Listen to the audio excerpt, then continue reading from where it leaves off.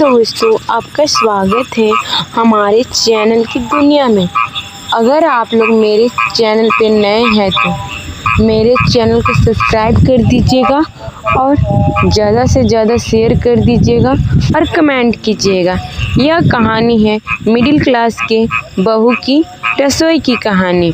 साधारण से दिखने वाले उस घर की रसोई, हर दिन बहू कुछ कहती, संघर्ष की खुशबू, मेहनत की महक और रिश्तों की मिठास उसी घर में बहू थी।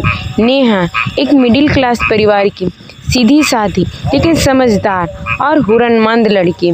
नेहा की शादी को 3 साल हुए थे, लेकिन उसके चेहरे की मुस्कान कभी फीकी नहीं हुई। हर सुबह वह रसोई में माँ जी के लिए चाय बनाते हुए कुछ खास बनाने की कोशिश करती। माँ जी को आज आलू की सब्जी थोड़ी सूखी पसंद है और पापा जी की ये पराठा थोड़ा कुरकुरा। उसके लिए रसोई की एक जिम्मेदारी नहीं, एक जज्बा थी। वही सास सरला देवी, जो शुरू में थोड़ी सख्त थी, अब नेहा को देख देख कर मुस्कुराती थी। हमारी बहू तो रसोई में जैसे जादू करती है, वो पड़ोसियों ने कहा करती। मिडिल क्लास की रसोई बड़ी सोच के साथ है।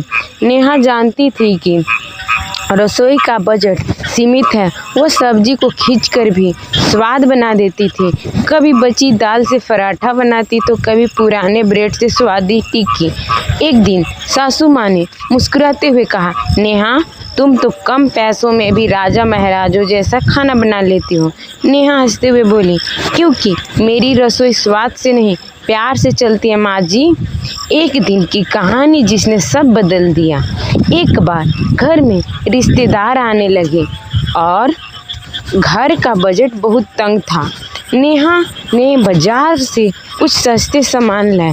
पुराने डिब्बों से कुछ बचा हुआ निकला और पूरा खाना कुछ इस तरह बनाया कि हर कोई उंगलियां चाटते रह गए।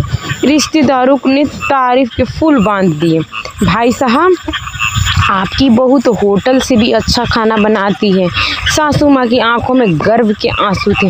उन्होंने सामने नेहा का हाथ पकड़ते हुए कहा, ये सिर्फ मेरी बहू नहीं, मेरे घर की लक्ष्मी है। अंत में क्या, उसी दिन पहली बार नेहा की रसोई में सिर्फ खुशबू नहीं बल्कि मान सम्मान भी उबला। सास और बहू की जोड़ी और मजबूत हो गई।